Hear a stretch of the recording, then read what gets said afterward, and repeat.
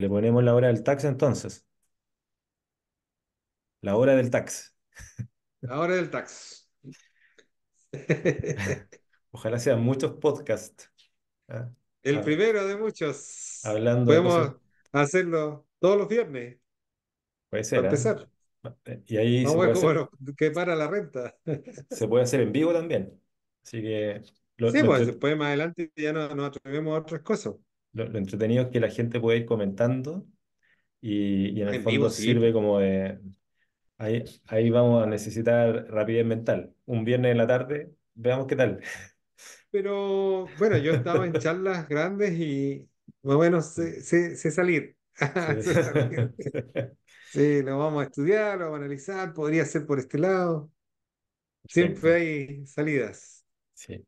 Oye, como primer podcast, voy a hacer como de animadora. Como primer Dale. podcast, estamos frente o en una conversación sobre temas tributarios chilenos. Eh, la idea es poder dialogar sobre tributación, que siempre hay espacio para conversación, para discusión, no todo está dicho. No sé qué mejor que un diálogo entre un abogado y un contador auditor, ¿cierto?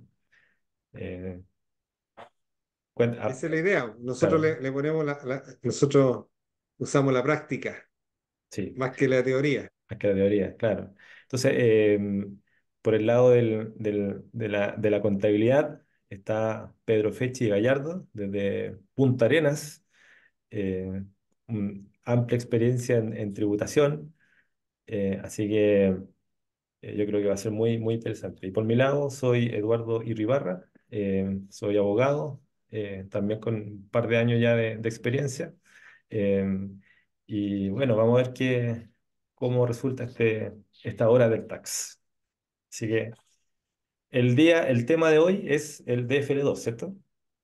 El famoso DFL2 que hoy día está causando hartos dolores de cabeza y dudas, principalmente en la ejecución, dada el famoso asistente que incorporó este año el Servicio de Impuesto Interno, el asistente para declarar los arriendos, donde principalmente lo que busca es ayudar a los contribuyentes a preparar la declaración de impuesto a la renta, pero en la práctica nos hemos dado cuenta que en realidad la cantidad de información que hay que llenar lo que está haciendo es un poco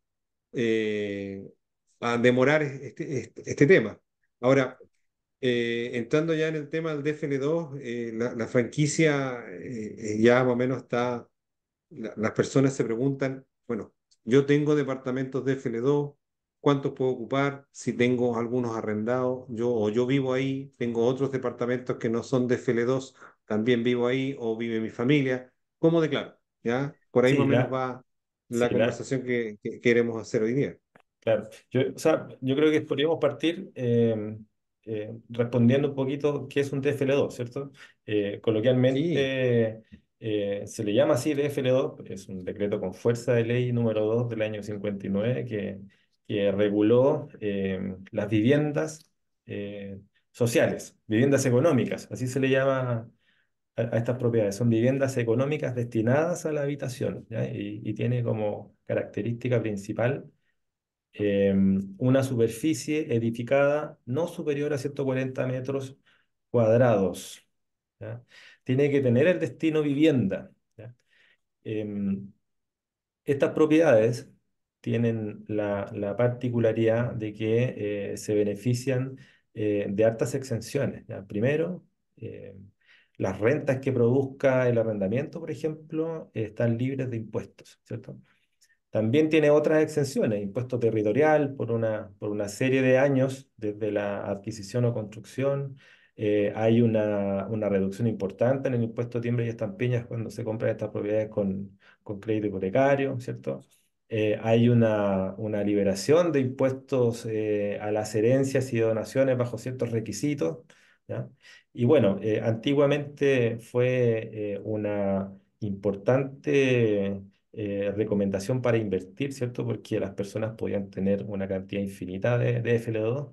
Yo he escuchado a personas que tenían más de 1000 de FL2 y si todas esas propiedades las arrendaba la persona, no pagaba ningún impuesto, ningún impuesto. Entonces, eso se fue. Y ¿Ah?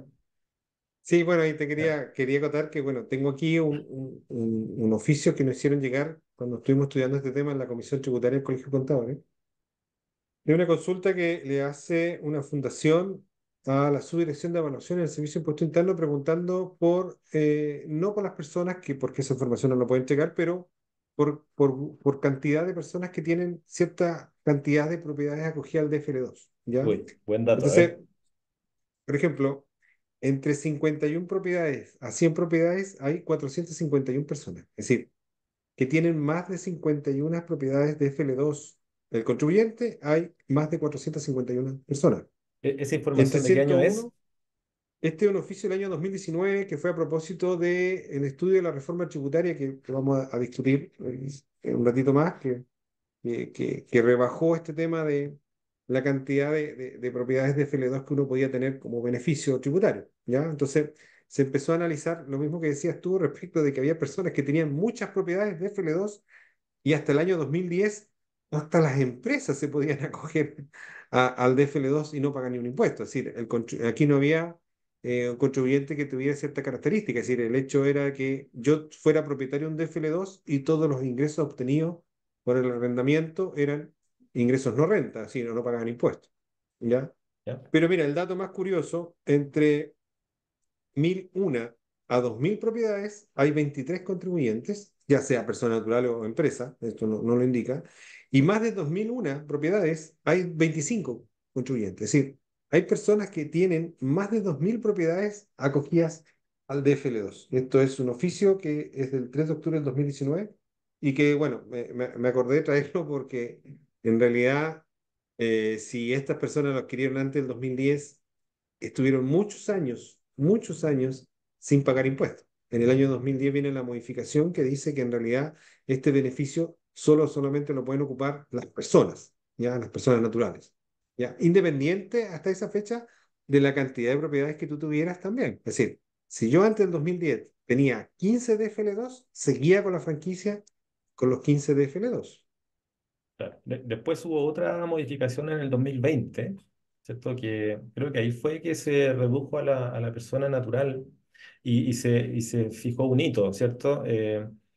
Y después la última modificación fue en el 2023. Ahí se dijo que este límite de las dos unidades aplica independiente de la fecha de adquisición de la propiedad, ¿cierto? Y dejando en claro que aplica solo para las personas naturales. Mm, Claro. mm, Sí, esto fue en la reforma del 2020, la famosa reforma que hubo en ese tiempo, ahí cambió este tema y luego, sí. como dices tú, Mm. para la PGU, ahí precisamente cambió el DFL2 y ahí cambió para las personas naturales y máximo dos propiedades, ¿ya? Y Sí. pone el acento en que el beneficio lo tienen las dos propiedades más antiguas que tenga la persona, es decir, puedo yo tener varios DFL2 y si yo vivo en alguno de ellos, tengo que ver en qué orden de adquisición los tengo para ver si puedo o no acogerme a la franquicia de la extensión. ¿Ya? Sería bueno saber el origen de ese criterio, ¿ah? Del más antiguo, porque en el fondo el sentido común dice, bueno, te voy a liberar de impuestos hasta dos unidades. Y sería como razonable que el contribuyente pudiera elegir, ¿cierto? Es decir, yo prefiero vivir en esta casa que es más grande o más chica, qué sé yo, y puede haber una cierta elección de contribuyente, pero fijar un criterio de los más antiguos es un poquito poco lógico, ¿no? Sí, mira, yo creo que fue como un criterio más que nada conservador y profisco, porque en realidad si yo tengo dos propiedades de FL2, generalmente son las primeras que yo adquirí. Y si yo la adquirí primero, son las que yo vivo ahí. ¿Ya? Cuando uno empieza en este mundo, ya sea profesional o sea cualquier persona, uno quiere un departamento y en ese departamento uno vive. Luego, cuando ya uno empieza a mejorar su ingreso, adquiere otro departamento y ya, por ejemplo, en el caso de nosotros que estamos en Punta Arenas, yo puedo tener mi departamento acá en Punta Arenas, vivo acá con la familia, mi hijo se va a estudiar a Santiago, adquiero otro departamento en Santiago, ya. Entonces, y ahí tenemos los dos DFL2 ocupados. Y después empiezo a generar mayor ingreso porque el hijo ya salió de la universidad, ya no tengo ese costo Ujú, ujú. de estudios que tiene. Y empiezo a hacer inversión y me compro otro DFL2 y ese lo arriendo. Y ese, de acuerdo a este criterio que está establecido en la ley, ese debería pagar impuestos porque es el tercer departamento que yo tengo de acuerdo a la antigüedad, ¿ya? Me ha pasado en la práctica y yo le he dicho a mis clientes, bueno, vende tu DFL2 donde vives y te compras otro y ya al perder la antigüedad pasan a ser más antiguos los que mencionaba, el de Santiago y el otro que adquirí para inversión y por lo tanto ese ya queda con la exención. Sí, de Ujú. hecho ese mismo caso se planteó en un oficio, creo que en el año 2019, y el servicio efectivamente confirmó el criterio. Si el que vende, uno va corriendo en el fondo Claro. la antigüedad. ¿Eh? Sí, uno Ahora, puede, puede mejorar ese tema.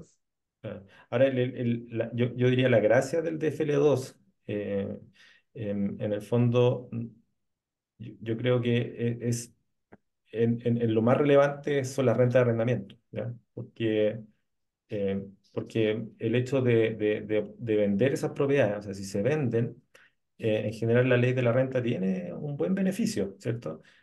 Sobre todo cuando las propiedades se adquirieron antes del 2004, sigue Mm. existiendo una exención o una no tributación relevante en el mayor valor que se obtengan. Por lo tanto, no es tanto, no es importante para efecto de quién se dedique a o quien venda las propiedades.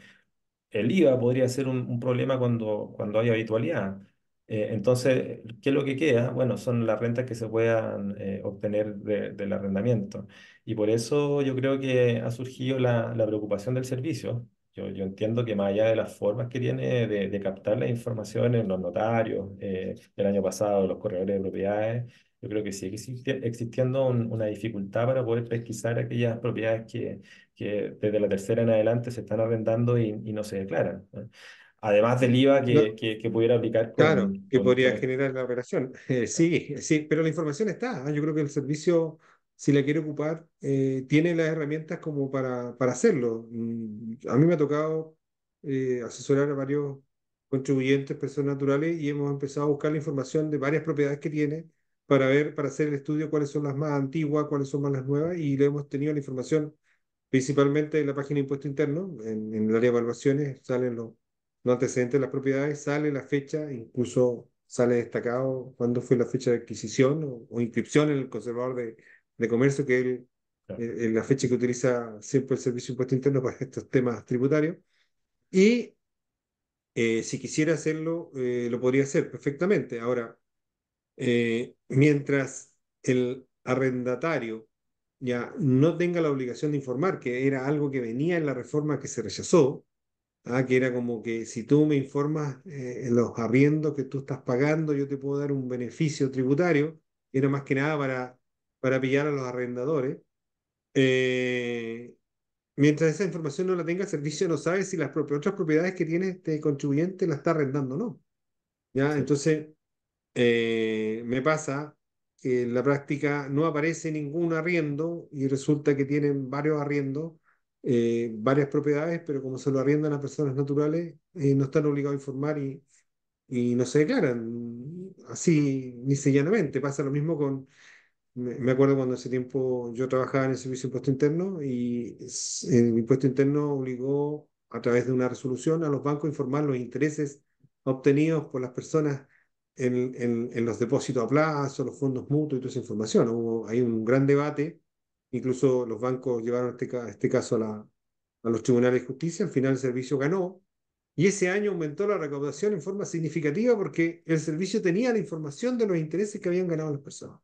sería Entonces, bueno hacer lo mismo para esta operación renta, ¿no?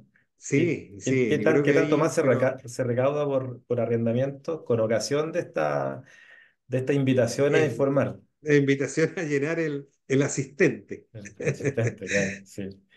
Oye, ya entonces, claro, el beneficio, que es lo que importa, ¿cierto? Son las rentas de arrendamiento.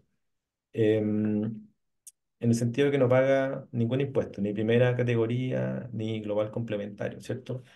Aun cuando, si es una persona natural que está obteniendo estos arriendos, en principio, ¿cierto? No tributa con primera categoría, solamente con el impuesto global complementario, es una renta efectiva según contrato, es un régimen tributario el que tienen estas personas naturales que obtienen rentas de arrendamiento bastante favorable porque claro, si bien la ley dice que por esa renta no se admite ninguna deducción, ¿ya? Está exento de primera categoría, no hay que hacer PPM, ¿cierto? Paga impuesto global complementario, pero aquí lo más importante, las contribuciones que se paguen por esas propiedades es un crédito, si no me Rebaja. equivoco, una rebaja No, una rebaja, una rebaja. Es al como un gasto. al impuesto global complementario. Entonces, pudiera darse, dependiendo del valor de las contribuciones, que en general son relevantes, que la persona no pague ningún impuesto por las rentas que obtenga por esos DFL2. Mira, si la persona solamente obtiene ingresos por DFL2 de un arriendo alrededor de 1 millón de pesos mensual, ¿ya? Digamos, que no sea DFL2, un departamento cualquiera, o que sea DFL2, pero que sea más del segundo, el tercero, por ejemplo. Tercero, claro, tercero en adelante. Y claro, el tercero en adelante, por ejemplo, 1 millón de pesos mensual, y rebajando las contribuciones, puede quedar bajo el límite exento del impuesto de lo complementario, que son alrededor de 10 millones, entonces esa persona no pagaría impuestos, ¿ya? Claro, claro, Ahora, si tiene otros ingresos, por supuesto que esto se suma a los ingresos que tiene y hace aumentar ¿cuánto se llama? Su tasa efectiva de impuestos y eso hace que tenga que pagar impuestos, efectivamente. claro, ¿Ya? claro. Pero, mira, yo quería ver otro tema, es decir, aquí la exención del DFL2 va por el lado del impuesto a la renta, pero si yo arriendo un departamento DFL2 con muebles, ese queda afecto a IVA.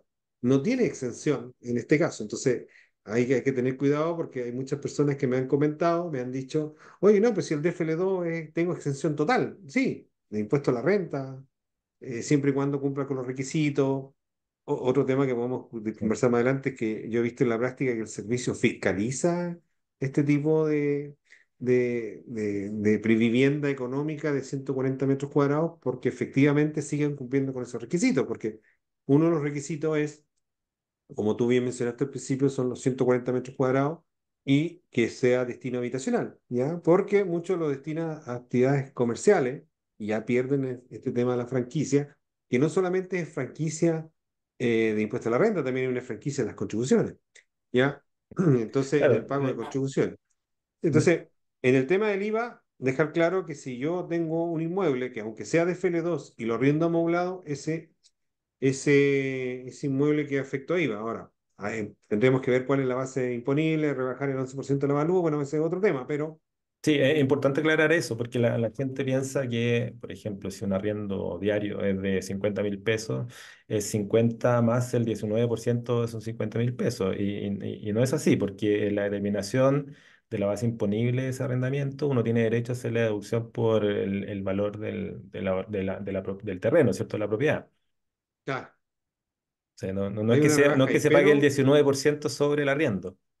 sí, no hay una rebaja que se pueda usar y que en realidad no sé si algunas personas lo están ocupando o no, pero que ha sido asignado Claro. y el servicio en varios oficios lo ha vuelto a ratificar. Sí, Ahora, perdona, ¿qué perdona, afecto a IVA? Sí.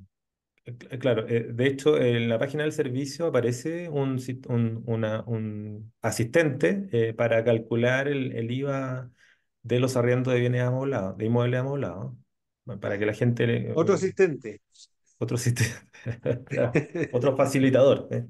Otro facilitado, Sí. sí. Oye, Pedro, yo quería destacar algunas cosas de esta ley. Como tú bien dices, los funcionarios del Servicio de Impuestos Internos son los que tienen el deber de velar por el derecho a esta franquicia. De hecho, la propia DFL2 establece que el servicio tiene la potestad de declarar la caducidad del beneficio en algunos casos.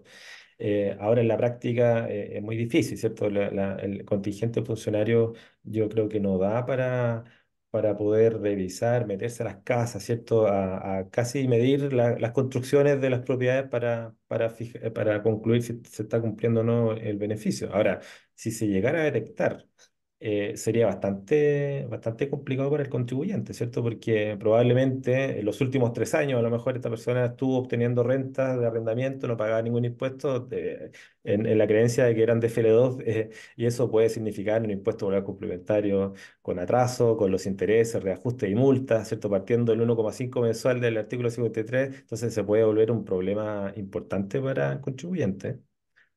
Sí, también por el lado de las contribuciones. No olvides que las propiedades se evalúan de acuerdo a los metros cuadrados que tengan declarados construidos. Y si yo hice una ampliación, esa ampliación también te afecta a una nueva tasación. Y si yo superé los 140 metros cuadrados, pierdo la franquicia del 50% de rebaja en las contribuciones por ser de FL2. En la práctica yo he visto fiscalizaciones, pero hace mucho tiempo. Hoy día, este tiempo, yo creo que el servicio no está haciendo estas fiscalizaciones en terreno, principalmente porque en realidad los funcionarios son muy pocas la cantidad de funcionarios que hay como para trabajar en terreno. Hoy día existe la tecnología, existe la información, Sí, eso te iba a decir. pero hay que hacer trabajo en terreno. Yo creo que ese es un trabajo que no puede perder el servicio porque en realidad ahí se ve lo que está pasando. Sí. Yo no sé si recuerdo en mi época en que trabajaba en impuestos internos que parece que se servían un poco de la tecnología, de las imágenes satelitales para ir comparando las construcciones que estaban en los terrenos, ¿no? Sí, sí, Pe- hay hoy día un montón de Sí. tecnología que se puede usar, hay mucha información que tiene el Servicio de Impuesto Interno, pero hay que tratar de ver, bueno, nosotros estamos del otro lado hoy día de la vereda y tratamos de apoyar a los clientes, no tanto contribuyentes, a facilitarle el cumplimiento tributario, Sí. pero esto tiene que entenderlo más o menos la persona que esté escuchando este audio que estamos haciendo o esta conversación que estamos teniendo, que en realidad el beneficio tributario del DFL2 es un beneficio importante, que es significativo. Si usted no tiene inversión y está pensando hacer una inversión, es significativo hacer una inversión en este tipo de departamento con estas características porque todos los ingresos que usted obtenga, ya sea del primero o del segundo, no pagan impuestos. Entonces, es un ingreso que pasa libre a mi patrimonio y que yo puedo disponer de él. Ahora, los tercero y cuarto y subsiguiente o otras propiedades que yo tenga, sí pagan impuestos. Claro, claro. Déjame terminar la idea claro, como el servicio tiene una imposibilidad de fiscalizar estos TFL2, así pasa con varios impuestos más. Entonces, a modo de crítica en este etapa del año en que hay una idea de aumentar la recaudación por la vía de aumentar impuestos, quizás es importante tener presente que hay un déficit en la fiscalización de algunos impuestos vigentes, ¿cierto? Y que podría permitir una recaudación correcta, mayor recaudación, si es que se pusiera el acento en la fiscalización de los impuestos vigentes, ¿cierto? Em, Eso a modo de Sí, crítica, en el mira. fondo la recaudación Sí, no aumenta sí, sí, necesariamente no. aumentando los impuestos, ¿cierto? Incluso cuando yo trabajaba en el departamento de fiscalización acá en Punta Arenas, nosotros elaboramos un programa de fiscalización hecho por nosotros, los funcionarios, donde fiscalizábamos las propiedades que habían construido en el último tiempo las personas. Primero, la mayoría construye sin permiso de edificación, entonces hay impuestos municipales que no están siendo cobrados ahí. Segundo, no hay recepciones definitivas de obras, no hay nada, pero hay construcciones nuevas que se podrían aumentar significativamente el valor de las propiedades y cobrar contribuciones, por un lado. Y segundo, es justificar de inversión, es decir, tú Claro. ves a veces muchas personas que tienen ingresos que no declaran porque hacen este tipo de construcciones que están hechos por maestros que no le facturaron. Es toda una cadena, es decir, es todo un tema que al final redunda en evasión y impuestos, digamos, porque no se pagan las contribuciones, porque las propiedades no están evaluadas, no hay justificación de inversiones porque, digamos, no se declara la inversión. Hay maestros que tú le pagas y que no le piden los documentos. Es decir, hay una serie de normas que se infringen en este tipo de actividades que podían ser fiscalizables. Ahora, llevarlo a la práctica, bueno, ahí ya es otro cuento, Claro, claro. pero podría ser. Mm. Pero lo más fácil parece ser aumentar los impuestos, cuando en verdad controlar lo que ya existe, que sabemos que es difícil, ¿ya? Sabemos que es complejo, pero bueno, de lo contrario se estaría, digamos, permitiendo este tipo de actividades sin tributación, y eso también es injusto, ¿cierto? Sí, mira, pero incluso la misma ley te permite este tipo de fiscalizaciones, si en realidad es cosa de aplicar la ley nomás y de que Ah, uno pueda disponer de recursos. Por ejemplo, si yo construyo algo sin permiso de edificación, la municipalidad perfectamente me puede echar abajo lo que yo construí. sí, Y así si es. lo hicieran en la práctica, mucha gente iría a pedir permiso de edificación y ahí de eso derivaría en que, bueno, usted señor construyó, pidió un permiso para construir, no sé, 100 metros cuadrados, su propiedad era de 80, decogía el DFL2, construyó 100 metros cuadrados, salió de la franquicia. Ah, ¿Y cómo construyó esos 100 metros cuadrados? ¿Dónde están los respaldos económicos para hacerlo? Y también, ¿dónde están los documentos que emitió el contratista que hizo esa obra? Entonces, ah. hay una serie de cosas que, derivado de una sola facultad que tiene la municipalidad de fiscalizar las construcciones nuevas, que no se aplican en la práctica. Sí, yo creo que al legislador le falta un poco más de inteligencia en ese sentido, quizás por desconocimiento, ¿cierto? Porque esto es bien técnico, pero quizás le falta un poco más de incentivos. Es decir, así como existió esta ley de repatriación de capitales, ¿cierto? Ya, Que sí. incentivaba que la gente trajera y reconociera rentas que estaban afuera bajo un impuesto conveniente. ¿Por qué no aplicar esta misma lógica y quizás quienes regularicen sus propiedades, ¿cierto? Obtengan algún tipo de exención o un perdón, quizás por el tiempo en que estuvieron irregulares? Yo creo que sería una buena forma de primero ordenar el sistema, el catastro de las propiedades que son de FL2, ¿cierto? Pero más que eso, que las personas paguen los impuestos que corresponden con los impuestos actualmente vigentes, sin necesidad de hacer ningún cambio en aumento.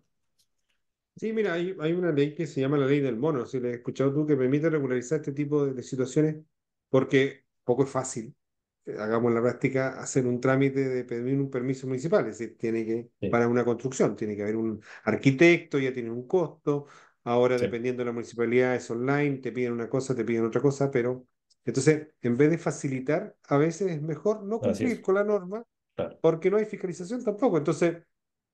Sí, Yo tiene creo que por mucho ahí que tiene ver. que ir. Ya, La permisionología, como le llaman hoy día, ya. tiene que va por ahí también, no solamente en las grandes empresas, también el tema de llevarlo a diario, de las personas que quieren hacer sus cosas bien, pero que al final no lo pueden hacer por todos estos trabas y trámites que hay.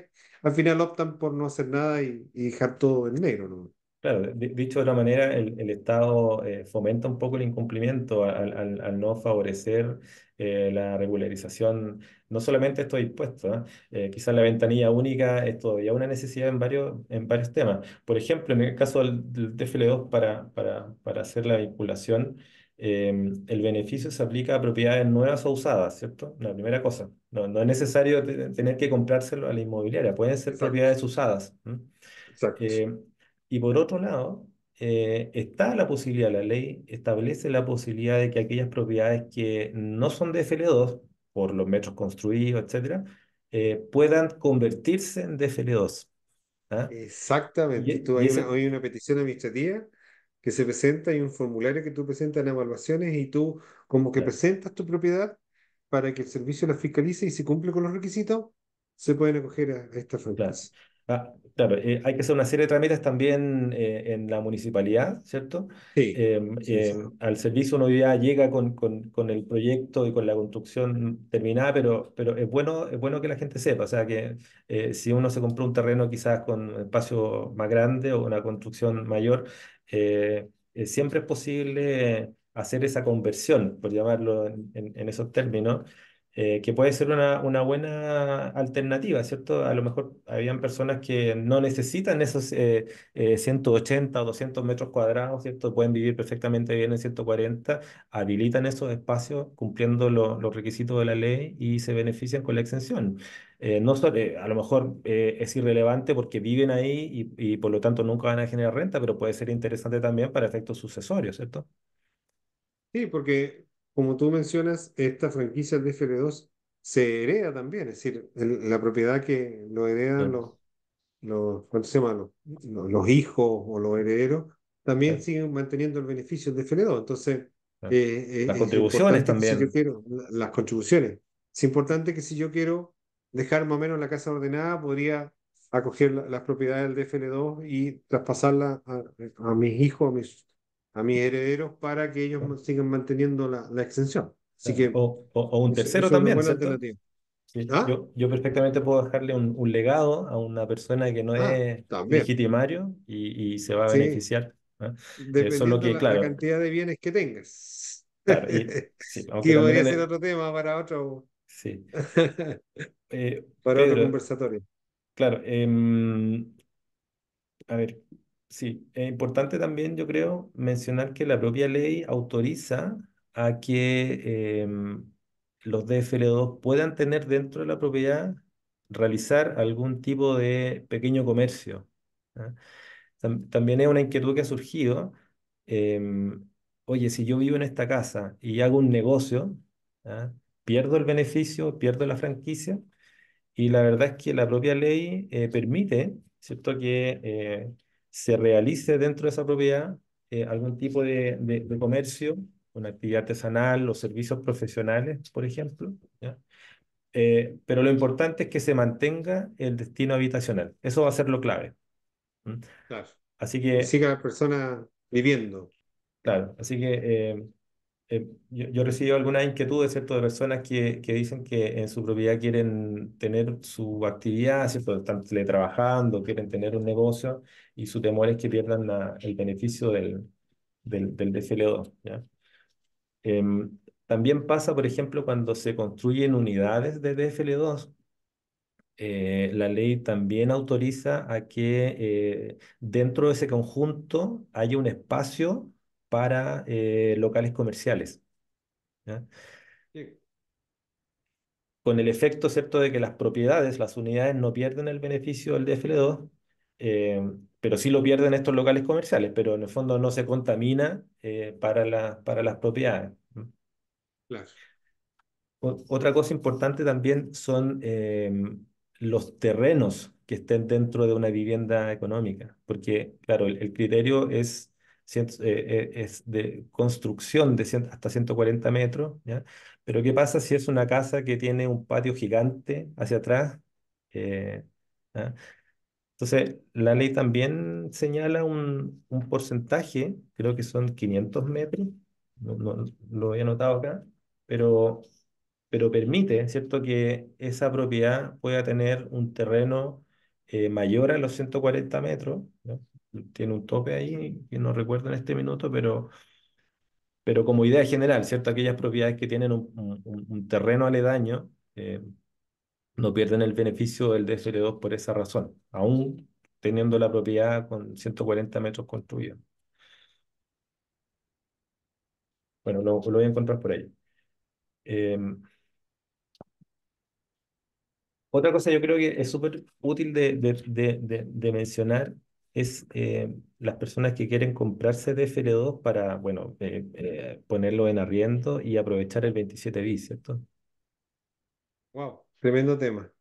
Yo creo que da para un conversatorio especial. Tuve ahí Especial, un pequeño round con otro asesor tributario. en serio. O Sí, sea, quizás, claro, quizás para aclarar, si una persona natural se compra una propiedad, ¿ya? Soporta un IVA en esa compra, no necesariamente o no va a tener derecho a recuperar el IVA a través de este mecanismo del artículo 27 bis, ¿ya? Em, yo creo que habría que cumplir dos grandes requisitos. El primero es que esa propiedad la vaya a destinar a una actividad grabada con IVA, ¿cierto? Por lo tanto, si lo va a dar en arrendamiento sin amoblar, ese arriendo está exento de IVA y por lo tanto no va a poder aprovechar el beneficio. Pero no solo eso, em, lo que se pide, ¿cierto?, es que este contribuyente sea un contribuyente más bien de la primera categoría, ¿cierto? Un empresario individual que área haya individual. iniciado actividades en esa categoría y por lo tanto aquel contribuyente que tributa por renta según contrato no podría, ¿cierto? Entonces, No, Y tiene que ahí empezar a hay, llevar contabilidad. claro, llevar contabilidad, incorporar la propiedad, digamos, a su contabilidad dentro de sus activos relevantes y recién poder hacer la recuperación del 27 bis. O sea, no es tan fácil. Si usted se compra persona natural la propiedad para aprovechar el 27 bis, hay que hacer varios pasos, ¿cierto? Sí, bueno, y ahí podemos conversar quizá en otro capítulo futuro respecto de las obligaciones que lleva el 27 bis, porque el 27 Sí. bis, yo recupero el IVA de la inversión, compré un departamento, me costó, no sé, 120 millones de pesos para hacerlo más sencillo, 19 millones de pesos eran IVA, yo puedo recuperar ese IVA, el fisco me lo devuelve con un cheque, pero el fisco me dice, ya, pues, pero algún día tú tienes que devolverme ese IVA, tienes Sí. que hacerme la restitución de ese impuesto que yo te estoy devolviendo. Por lo tanto, primero tiene que ser una propiedad que quede afecto a IVA, pues si no, no tiene derecho a la franquicia. Y la suma de todas esas propiedades, digamos, de todos los ingresos mensuales, algún día tengo que juntar los 19 millones de pesos para que recién yo pueda hacer término de giro y sacar la propiedad. ¿Qué pasa si la propiedad yo la vendo antes? Por ejemplo, ya me quiero cambiar de departamento y lo vendo. El fisco te va a decir, señor, ¿Y el IVA? restitúyeme el IVA, es una venta afecta a IVA porque es un activo que que tú ocupaste. Si queda exento de IVA por alguna situación, por ejemplo, por no ser contribuyente habitual de ese tipo de venta, pero tú pediste una devolución y por lo tanto me lo tienes que restituir. Entonces, hay varias cosas que te tienen que evaluar antes de tomar la decisión y no caer en lo que está hoy día en el boom por todos lados y asesores tributarios que aparecen diciendo, oye, recupera el IVA en la compra de departamento y claro, pero no te dicen qué hay después, pues. ¿Ya? Tenés que hacer tus declaraciones mensuales, tienes que hacer tu balance, dependiendo, esto quedan con el régimen de tributación 14A, que tiene un montón de obligaciones tributarias, como por ejemplo hacer un balance, presentar el balance de impuesto interno, determinar una RLI, presentar esa RLI de impuesto interno. Es decir, hay una serie de obligaciones accesorias que le llamamos nosotros Sí. al pago de impuestos que no se lo dicen y que después en la práctica te encontrás con mucha gente que recuperó el IVA y que nunca más lo devolvió y que algún día lo quiere vender y el fisco va a ponerse a la fila y decirle, ya, pues, devuélveme el dinero que yo te restituí. Así que, Claro, pues, un claro, tema de conversación. esa empresa no puede ser del 14 del Y, Propime, y ¿cierto? del PROPYME porque está cobrando arriendo, por lo tanto tiene que ser 14A, Claro, claro, régimen efectivamente. general.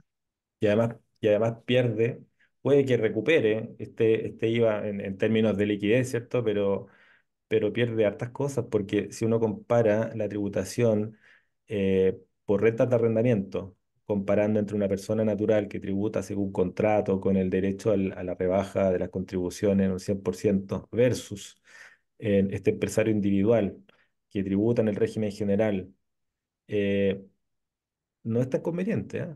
En el sentido de que en las contribuciones ya cambia de estatus, ¿cierto? Ya es un mero gasto, es un mero gasto y que puede que le salga No, más caro.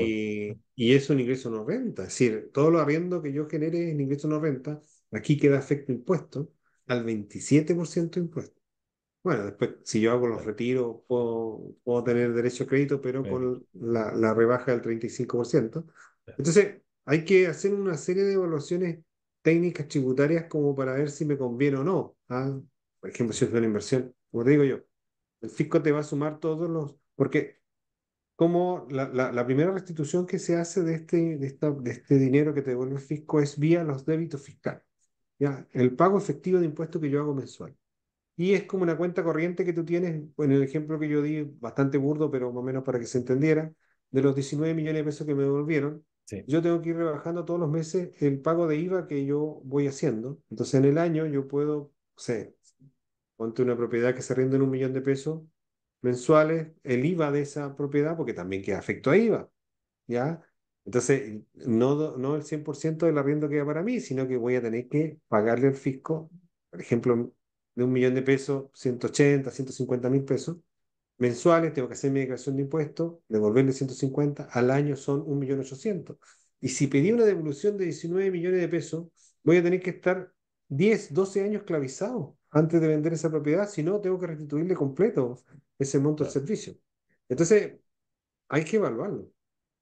Claro, quizás es conveniente cuando uno está pensando en comprar, ser de esos, de ese universo de cuánto, 45 contribuyentes que tenían más de 500. Sí, Por ahí puede ser 25 que interesante, tenían claro. más de, Claro. sí, 25 que tenían más de 2.000 propiedades, pero bueno, eso ya es, Sí, sí, hoy sí. día ya son otro tipo de empresas.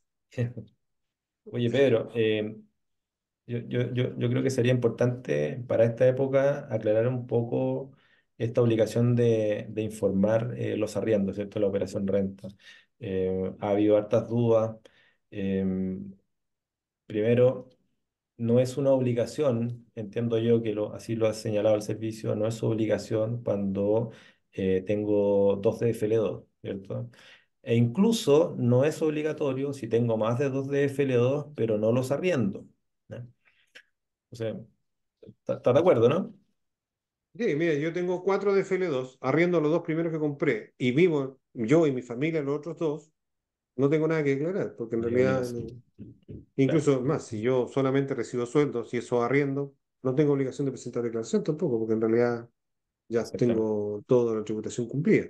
Claro. Pero es así, es efectivo. Claro.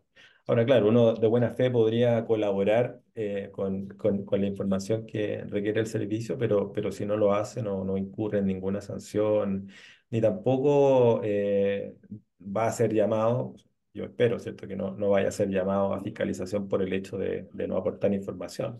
Eso no se Sí, justificaría. mira, yo te puedo contar mi experiencia práctica con los otros asistentes que tienen la declaración, porque en realidad hay muchos asistentes y algunos son muy, muy valiosos. Por ejemplo, el asistente para la rebaja de los intereses por crédito hipotecario. ¿Ah? El Claro. servicio te hace una propuesta de declaración en base a la información que tiene, ¿ya? Suma sueldo, suma todos los otros ingresos y te pone la rebaja por intereses. Pero si tú le agregas otro valor a la declaración, no te vuelve a calcular automáticamente la rebaja por interés hipotecario. Entonces ahí tienes que tú entrar a calcular en forma manual el Mm. valor. Entonces hay un asistente que te ayuda. Entonces tú vas ingresando los valores, aprieta el asistente y te dice, mira, en vez de rebajar 1.700.000 es 1.500.000 y rebajas ese interés. Entonces, fantástico. Ahora, si tú quieres lo usa y si no quieres hacerlo en una planilla Excel y hacer el cálculo en forma manual, perfectamente igual lo puedes hacer. Aquí en la zona austral, nosotros aquí en Punta Arenas tenemos una franquicia que es la presunción de zona, que te permite descontar a los empleados independientes o dependientes, pero que no sean del sector público, una rebaja que sea equivalente a la asignación de zona que le pagan los empleados públicos. Y esa rebaja tiene instrucciones y tiene circulares, etcétera. Pero el servicio pone a disposición de los contribuyentes un asistente que te permite, con los certificados que tú tengas, ingresar esa información y te entrega el valor. ¿Ya? Hemos hecho varias veces el cálculo y no llegamos a los mismos valores, lo hemos verificado con funcionarios de impuesto interno que trabajan acá en Punta Arenas y tienen las mismas conclusiones que pesos más, pesos menos, a veces significativo, a veces no tan significativo, pero en la práctica, en mi caso personal, yo hago el cálculo en una planilla Excel y eso lo llevo directo al formulario. No he Claro. tenido problemas porque en realidad, y cuando he tenido algún tipo de fiscalización, yo mis cálculos los revisan y porque aplico la circular del año 70 y tanto en ese tiempo que se estableció esta franquicia y se aplica de acuerdo a ese criterio. Entonces, llevándolo a este tema del asistente para declarar los arriendos, yo creo que Debería ser igual. si alguien lo quiere utilizar perfectamente, si quiere llenar esa información para que la tenga en Servicio de Impuesto Interno, mejor, porque mejora la información que tiene el servicio, que gran parte tiene información en Servicio de Impuesto Interno. Pero si no lo quieres utilizar y vas directamente a la línea a declarar los ingresos que tú obtuviste de acuerdo a las instrucciones que te da Impuesto Interno para el llenado del formulario 22, no debería haber ningún problema tampoco. Perfecto. Sí. Mira, revisando la ley, esta posibilidad de tener negocios dentro de la propiedad sin perder el beneficio está expresamente, en el artículo tercero dice que, no es ese, los grupos habitacionales de viviendas económicas podrán tener locales destinados a establecimientos comerciales, servicios públicos o de beneficio común, siempre que estas destinaciones no excedan del 20% del total de la superficie edificada. Mm, Entonces, claro. sería un condominio que por dentro tuviera estos locales comerciales, ¿cierto? No van a perder la franquicia por el hecho de tener estos locales comerciales. Sí. Bien, yo creo que ha sido una buena conversación. Una buena conversación como para iniciar estos futuros Sí, programas que queremos hacer, mm, ya, de diferentes temas, temas que nos pueden plantear, temas que nosotros igual queremos conversar. Por ejemplo, queremos sí, volver a retomar el tema de sí, sociedades profesionales, porque la última vez que lo retomamos estaba por aplicarse la ley. Hoy día ya llevamos un año, 4 meses desde que empezó a aplicarse la ley y todavía hay muchas dudas y consultas. Han aparecido interpretaciones de impuesto interno que pueden ser muy beneficiosas o también, en algunos casos, complicar algunas situaciones, pero que podemos analizar en una futura conversación. Hay otros temas que podrían derivar también de la misma venta de propiedades, aplicación del artículo 17 número 8 letra B, el famoso, la franquicia de las 8.000 UF. Tú mencionabas que si yo tengo una propiedad adquirida antes del año 2004, tengo exención de impuestos, pero también, ojo que el servicio tiene facultad de tasación, ¿ah? Entonces tampoco es llegar y poner cualquier valor. Bueno, esos temas lo podemos analizar y discutir en otros programas que hagamos. mm. Sí, es interesante eso, porque cuando se vende una propiedad y el mayor valor no tributa, eh, en estricto rigor, ¿cierto? No debiera haber tasación, porque no estamos comprometiendo la base de ningún impuesto, ¿cierto? Pero el que compra, Pero el que compra, claro. Ahora, la claro, el que tasa, compra, si, claro, pero si la yo, discusión es, bueno, la tasación es por la enajenación y es una regla que aplica para el enajenante. ¿Ah? por eso, El, pero el si tú servicio puede pones, tasar el costo de una adquisición, ¿cierto? interesante tema, Claro. ahí tú tienes más expertise que yo, Sí, pero, pero yo creo que sí podría para arriba o para abajo tasar una propiedad porque, ¿cómo se llama? Si el valor es notoriamente superior al valor corriente en plaza, como dice la norma, perfectamente el servicio puede decir, no, o sea, en realidad aquí, aprovechando esta franquicia que tenía el vendedor, ¿ya? Se infló el precio. Ahora, también hay que tener cuidado porque yo he visto situaciones donde hacen lo contrario, si bajan el precio sí, para que el vendedor no tribute y luego, transcurrido cierto tiempo, vende el adquiriente usando otro tipo de franquicia, como podría ser claro, este famoso 17 número 8 letra B, que tiene la 8.000 UF. Pero claro. también ahí podría haber un tema de lesión enorme que he visto y otros temas Sí, legales que se podrían incorporar. Pero conversémoslo, dejémoslo sí, ahí sí, pendiente, ¿ah? claro. Y le invitamos a participar de otro programa que podamos tener. Claro. Oye, para cerrar nomás, este beneficio del DFL2 no aplica a la ganancia que se obtenga en la venta, ¿cierto? En la venta o la enajenación, para hablar en un término más Exacto. genérico, ¿cierto? Porque uno Sí, puede, sí, por el hecho de ser de FL2 no tiene ninguna franquicia especial. Cumple todos los otros requisitos que podía tener. Por ejemplo, si lo compré antes del 2004, el mayor valor no paga impuestos. Si lo adquirí, digamos, en el último tiempo, tendría que rebajar el costo actualizado y ver si ese mayor valor cumple los requisitos para cogerlo a alguna franquicia. Pero por ser hecho de FL2 no tiene ninguna franquicia especial. claro, en cuanto a la ganancia por la venta, ¿cierto? Por la enajenación, por el aporte, lo que sea. Eh, ¿Mm? Queda así una excepción, ¿ya? Una excepción que puede ser un salvavidas en aquellos casos en que la venta de un DFL2 pudiera generar impuesto global complementario, ¿ya? Porque este beneficio de las 8.000 UF es un tope, ¿cierto? Por lo Sí, tanto, si el valor es muy importante o si la persona ya agotó esas 8.000 UF, en esa venta podría estar teniendo que pagar un impuesto, ¿cierto? Bueno, pero ocurre que, significativo. claro, sin embargo, el DFL2 tiene una excepción que libera de impuesto a la venta, a la transferencia de una propiedad DFL2 cuando se haga bajo la modalidad de arriendo con opción de compra, ¿no? Mm, Espérame, déjame, lo busco acá. Arriendo. Déjame leerte la norma expresa. Dice, igual tratamiento, es decir, no van a tributar tendrán las rentas provenientes de la enajenación de viviendas económicas que se obtengan en cumplimiento de un contrato de arrendamiento con opción de compra. La única condición que pone el legislador es que el tradente, o sea, el que transfiere, no sea la empresa que construyó la propiedad, ¿ya? Pero Eso. si, por lo tanto, si es una persona natural que quiere vender esta propiedad y ya agotó las 8.000 UF, ¿ya?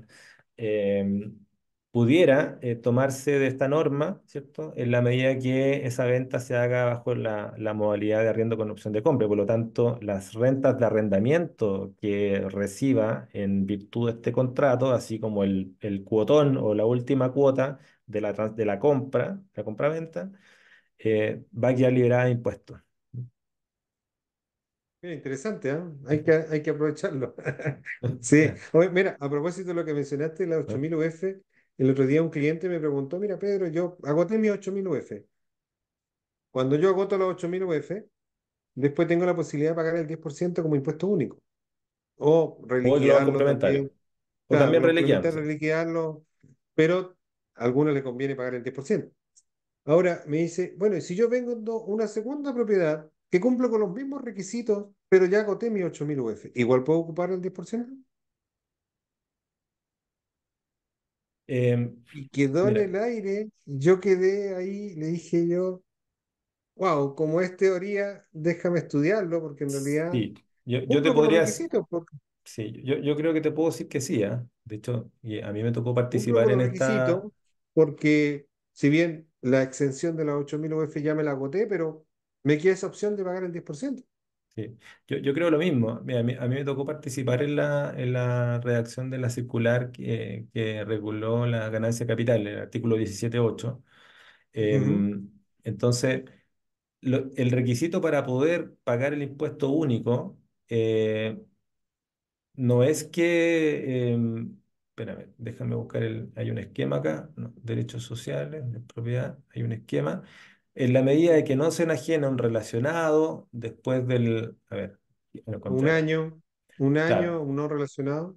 a ver, el requisito es bienes raíces, ya. Eh, que no haya asignado la propiedad en su empresa individual, ¿cierto? Bien. Claro. Que haya adquirido después del 2004, porque de lo contrario sería sin tope Ah, con ingreso la no renta, franquicia del ¿cierto? 2004. Ya. Exacto. Bien, el único requisito es que no enajene, eh, Es decir, más de un que año de la claro, más adquisición del año o 4 años en el caso de la de las construcción subdivisiones y que no enajene un relacionado. es un relacionado. Nada más que eso. Y nada más que eso. Entonces, ahí el beneficio es el ingreso no renta y si se agota, bueno, el exceso, dice no sé si dice la ley o la circular, el exceso va a tener este beneficio de pagar impuesto global El 10%. complementario sobre base percibida, que también es bueno, ¿cierto? Si uno pacta cuotas anuales, la reliquidación del impuesto global sobre base de venga y la opción del impuesto único con 10%, aunque es un beneficio exclusivo para los residentes y domiciliados en Chile. Sí, Exacto. sí. Pero quedó la inquietud, Ya. así que tenemos ahí conversatorios futuros. Perfecto. Entonces, fijemos desde ya el tema de la sociedad de profesionales, ¿eh? Sí, yo creo que es un tremendo tema que podemos volver a desarrollar y luego vamos viendo qué otros temas podemos ir desarrollando. Perfecto. Entonces, lo vamos a subir a YouTube y, o sea, la idea es que la gente lo vea, pueda hacer comentarios y nosotros, antes de ver el tema siguiente, poder responder estas inquietudes. Yo creo que así podemos ir interactuando un poquito mejor con la gente. Esa es la idea, pues. La idea es que vayamos aprendiendo todo, vayamos mejorando nuestro aspecto tributario y si podemos encontrar alguna franquicia que podemos ocupar dentro de los márgenes de la ley, excelente, Siempre, ¿cierto? ¿cierto? Don Pedro Fechi Gallardo, muchas gracias por su sabiduría y bueno, un gusto. Así que vengan muchos programas más. ¿Ya? Y bueno, me despido. Que esté muy Gracias, bien. Eduardo, por la invitación y bueno, ¿Ya? esperamos seguir conversando de estos temas que nos apasionan a los dos. Sí. Y quizás podemos invitar a algún otro experto, ¿cierto? De todas maneras, porque siempre hay alguien que sabe un poquito más que nosotros, siempre. es verdad, es verdad. Sí. Ya, mi amigo, un abrazo grande. Bueno, que estés muy bien. Chao. Chao.